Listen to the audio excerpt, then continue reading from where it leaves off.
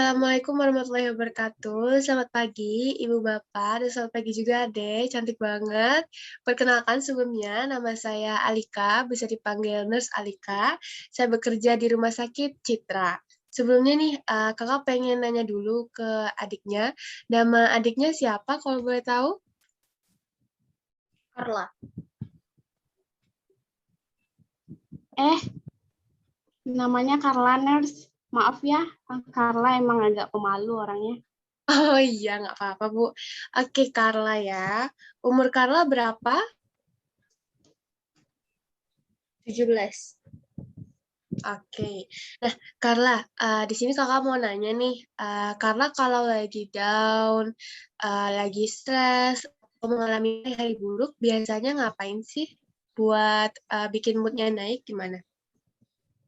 Nonton TV. Oke, selain nonton TV? Main game. Oke, wih bagus ya. Berarti Carla udah tahu nih cara menenangkan diri sendiri. Kalau selain kebiasaan sehari-hari gitu, kayak mungkin ada hal baru yang Carla lakuin untuk mengatasi rasa stres, itu apa?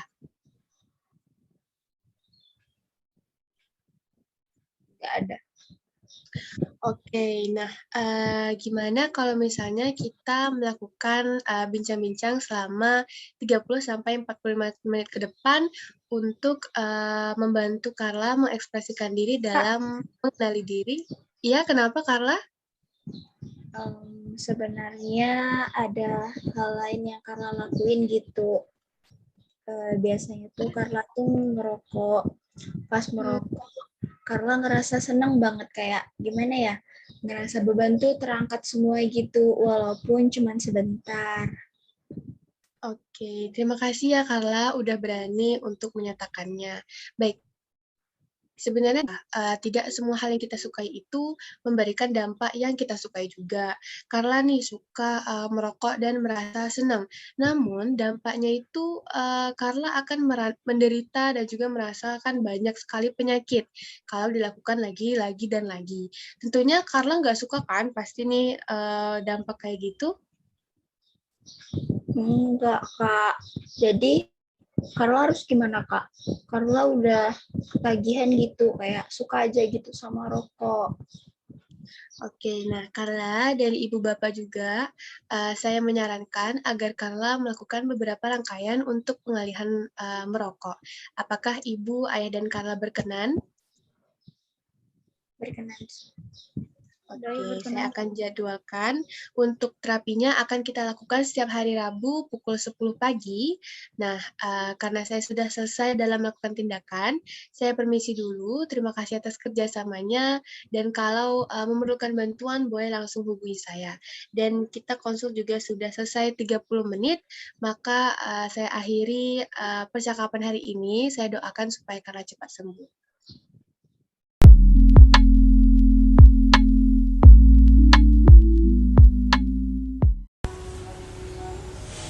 Halo, baik Pak. Memang kalau kasus kecanduan rokok ini sulit untuk dialihkan Pak. Namun insya Allah pasti bisa. Baiklah Pak, saya akan menghubungi teman saya, perawat di rumah sakit Citra juga. Mohon ditunggu ya Pak. Terima kasih.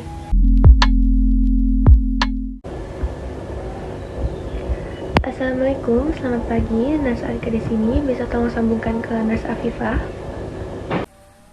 Waalaikumsalam, Nurse Alika. Iya, ini dengan saya sendiri, Nurse Afifah. Ada apa ya? Ini Vi, pasien kecanduan rokok, ulangin lagi kebiasaannya.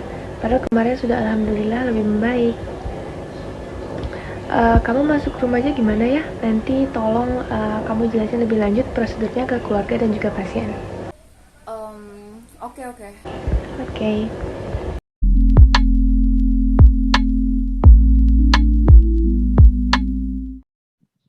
Baik, Bapak. Di sini sudah ada Nurse Afifah yang akan membantu saya. Baik, terima kasih banyak ya Nurse Alika yang telah menghubungi saya tadi pagi. Halo cantik, namanya Carla ya? Yo, Yesus. Iya, Sus. Ini gaul juga ya Carla ya. Langsung to the point nih. Nurse denger Carla kembali ngerokok ya, bener atau enggak nih? Iya, Sus, sorry. Nggak apa-apa. Tujuan suster nanya kayak gini, ingin mastiin aja sebenarnya. Kira-kira alasan Carla kembali ngerokok itu kenapa ya sayang? Jadi tuh Sus, selama ini tuh Carla ngerokok bukan tanpa alasan sih, namun tuh kayak Carla tuh kan sering dibully kan sama teman-teman Carla. Jadi Carla tuh ngerasa ibu sama ayah Carla tuh nggak peduliin Carla gitu. Carla sering ditinggal, Carla sendirian, sepi, capek, nggak ada yang dengerin gitu. Ya ampun, makasih ya sayang udah mau terbuka nih sama suster. Suster paham sih apa yang Carla rasakan saat ini. Pasti berat banget ya ngejalaninnya ya sayang. Saya juga nggak nyangka, Sus. Selama ini dia mendam perasaan kayak gitu, Sus. Baik, Bapak, nggak mengapa. Karena setiap orang tua itu juga ada kelemahannya masing-masing ya. Nggak mungkin orang tua itu sempurna. Nggak apa-apa, Pak. Carla harus gimana ya, Sus? Carla capek. Oke, Carla harus gimana? Menurut suster yang pertama, gimana kalau pas Carla ngerasa stres, Carla ngerasa capek, ngerasa sendirian, Carla bisa ngabisin waktu Carla untuk jalan-jalan nih. Atau curhat dengan saya bisa juga, atau bisa deep talk dengan ayah dan juga ibu Carla. Sebenarnya ayah dan ibu Carla itu sayang banget sama Carla. Carla juga harus sadar kalau Carla itu merupakan harta yang paling berharga bagi orang tuanya Carla ya. Kalau Carla merasa lelah akan dunia, ingat banget kalau di luar sana itu ada loh orang yang menjadikan alasan tersenyumnya itu Carla. Jadi dia itu tersenyum karena melihat Carla tersenyum. Kalau Carla sedih, nanti dia juga ikut sedih. Sekarang gimana perasaannya Carla? Sus, makasih banget. Carla tuh ngerasa sampai ke hati gitu dengan apa yang suster katain tadi. Makasih. Sama-sama Carla, ya ampun. Sekarang suster mau tanya nih. Yang Carla harus lakuin mulai dari sekarang apa? Carla harus hilangin kebiasaan buruknya Carla. Nggak boleh tutup diri lagi. Bener. Mungkin Carla juga harus lebih percaya diri sih dengan diri Carla dan harus percaya kalau ayah sama ibu Carla tuh sayang sama Carla dan tidak akan ninggalin Carla juga. Carla akan berhenti merokok, Sus. Keren banget, ya ampun, Masya Allah. Terima kasih banyak ya Carla. Sama-sama, suster.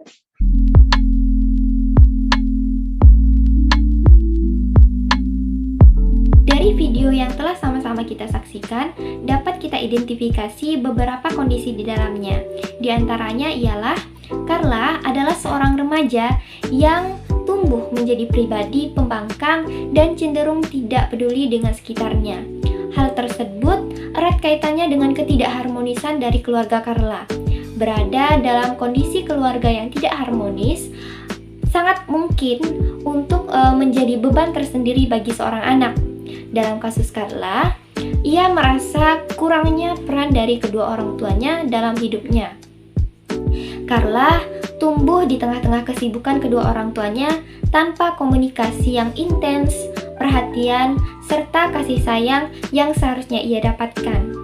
Pada akhirnya, hal tersebut menyebabkan Carla memiliki karakter yang kurang baik. Carla kehilangan figur yang bisa ia jadikan sebagai teladan. Dalam hal ini, anak akan berpikir bahwa tidak ada figur orang dewasa yang bisa ia percaya, dicontoh, dan diandalkan.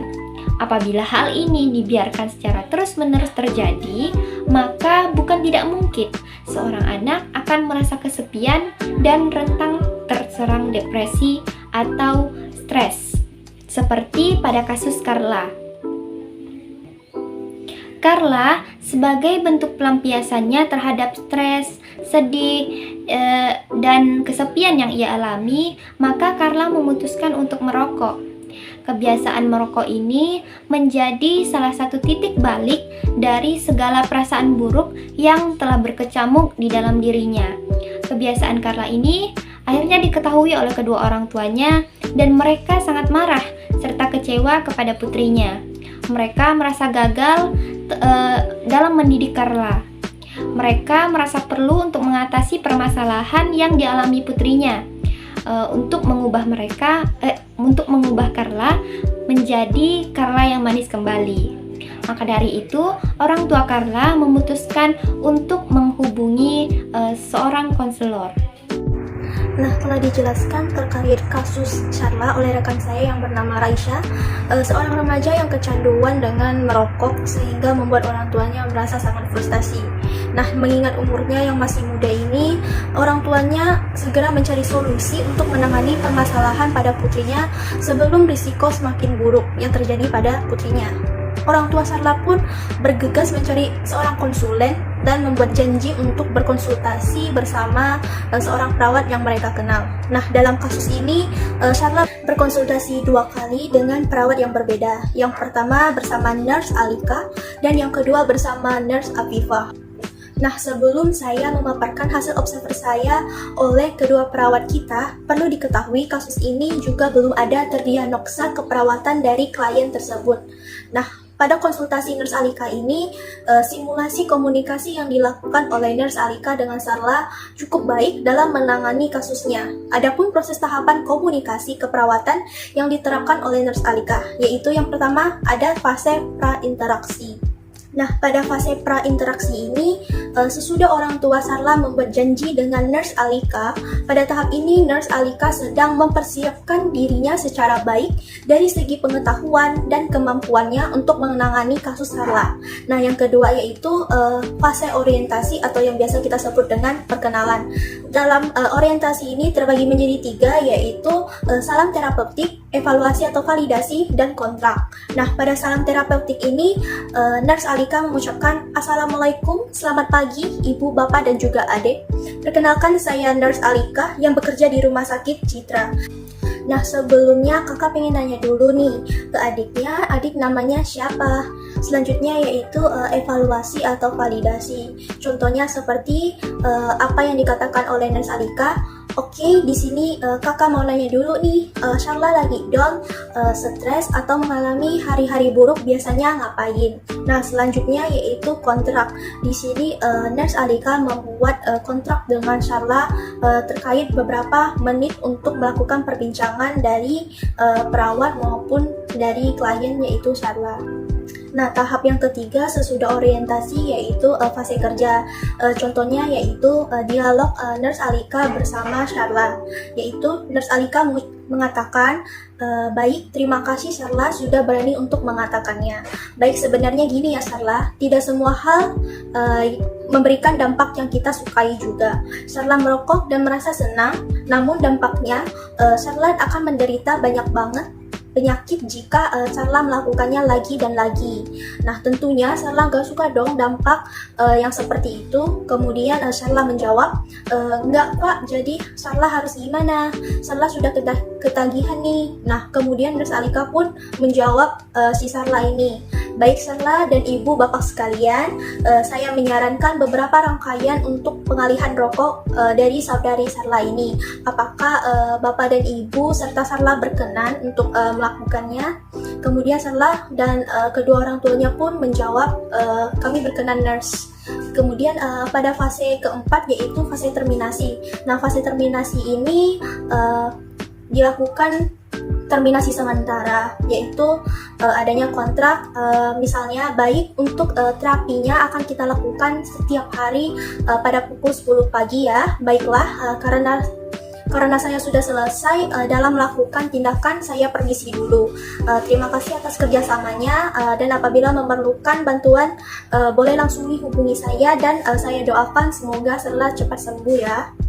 Namun sangat disayangkan sekali pada percakapan Nurse Alika bersama Sharla tidak dapat membuat Sharla berhenti untuk merokok secara sepenuhnya, karena Sharla memulai merokok lagi dikarenakan peristiwa yang telah dialaminya. Selanjutnya kita akan berpindah kepada konsultasi dengan Nurse Afifah. Nah, pada konsultasi Nurse Afifah ini adapun proses tahapan komunikasi keperawatan yang diterapkan oleh Nurse Afifah ini. Nah, dalam kasus ini Nurse Alika bersama Nurse Afifah berkolaborasi secara bersama untuk menyelesaikan permasalahan pada Sharla ini. Setelah Nurse Alika menghubungi Nurse Afifah yang menceritakan kronologi kasus Sharla ini, pada tahap ini Nurse Afifah mempersiapkan diri secara baik dari segi pengetahuan maupun kemampuannya untuk menangani kasus Sharla supaya dapat tuntas secara maksimal. Nurse Afifah menerapkan kiat strategi komunikasi antara perawat dengan klien untuk mewujudkan keberhasilan bersama klien tersebut. Pada awal mulanya, Nurse Afifah mengucapkan salam terapeutik. Misalnya, terima kasih banyak Nurse Alika yang telah menghubungi saya tadi pagi. Halo cantik, namanya Sharla ya. Nah, adapun masalah keperawatan, yaitu contohnya Nurse Afifah mengatakan, haha, Widih, gaul juga ya Sharla. Sharla, saya dengar kamu kembali merokok lagi ya. Kemudian adanya tujuan keperawatan, contohnya Nurse Afifah mengatakan, nggak apa-apa, tujuan saya bertanya adalah ingin memastikan dahulu kira-kira alasannya apa ya Sharla kembali merokok lagi. Kemudian tindakan keperawatan yang dilakukan Nurse Afifah kepada Sharla, contohnya pertama, gimana kalau saat Sharla merasa stres, Sharla lebih menghabiskan waktu Sharla untuk jalan-jalan saja, atau curhat dengan saya, ataupun deep talk dengan ayah maupun ibu Sharla ini. Sebenarnya ibu dan ayah Sharla sangat menghargai dan sangat menyayangi Sharla. Sharla harus juga menyadari merupakan harta dan berlian yang berharga bagi kedua orang tua Sharla. Jika Sharla merasa lelah akan dunia ini, ingat selalu bahwa di luar sana ada seseorang yang menjadikan kita alasan untuk tersenyum. Sekarang bagaimana perasaan dari Sharla? Kemudian ada evaluasi subjektif di mana Sharla mengatakan, "Sus, terima kasih banyak ya suster. Saya ngerasa banget sampai ke hati dengan apa yang suster katakan tadi." Sambil menangis, Sharla mengucapkan terima kasih kepada perawat. Selanjutnya adapun evaluasi objektif, Nurse Afifah mengatakan, "Sama-sama sayang. Sekarang suster mau tanya, yang harus dilakukan oleh Sharla ini dari sekarang itu apa?" Nah, kemudian yang terakhir yaitu pada fase terminasi akhir. Di sini Nurse Afifah mengatakan, jikalau begitu, saya tutup akhir dari sesi bincang-bincang kita pada hari ini, dan saya tunggu laporan dari orang tua Sharla, apakah Sharla masih merokok atau sudah berhenti. Nah, begitulah kira-kira hasil observasi saya dengan kedua perawat, yaitu Nurse Alika bersama Nurse Afifah.